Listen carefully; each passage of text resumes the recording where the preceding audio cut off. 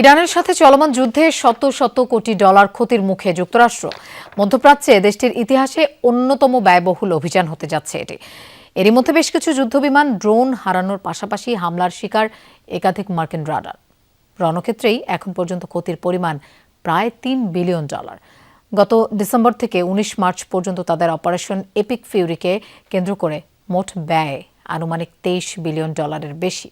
গ্লিটারের twin lemon ও antibacterial formula বাসনকে চকচকে জীবাণুমুক্ত করে আমাদের দেয় গ্লিটার গ্যারান্টি।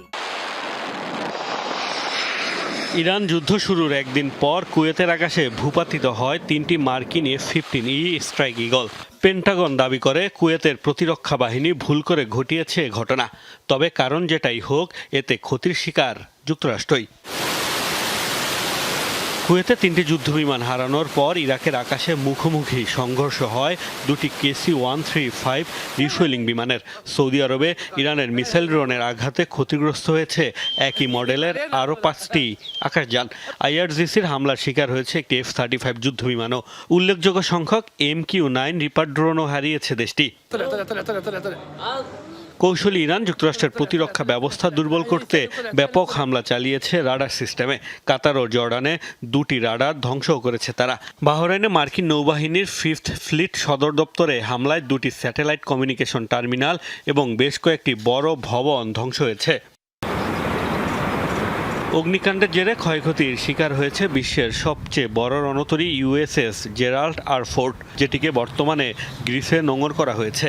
বলা হচ্ছে মার্চের প্রথম 3 সপ্তাহেই রণক্ষেত্রে যুক্তরাষ্ট্রের প্রায় $3 বিলিয়ন ক্ষয়ক্ষতি হয়েছে।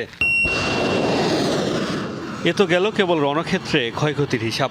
অপারেশন এপিক ফিউরির জন্য গত ডিসেম্বর থেকে মধ্যপ্রাচ্যে ব্যাপক সামরিক উপস্থিতি বাড়িয়েছে ওয়াশিংটন। ইরানে 9,000-এর বেশি স্থাপনাতে হামলা চালাতে কারিগরি অর্থ খরচ হয়েছে তাদের। যুদ্ধকালীন বিশেষ ভাতাসহ অন্যান্য ব্যয় হিসাব করলে যুদ্ধের 19 মার্চ পর্যন্ত যুক্তরাষ্ট্রের আনুমানিক খরচ $23 বিলিয়ন বেশি।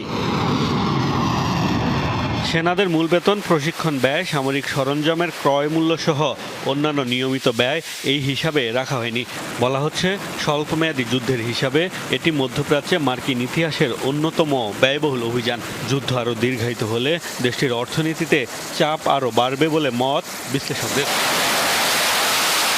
মোস্তফা মাহমুদ, যমুনা নিউজ।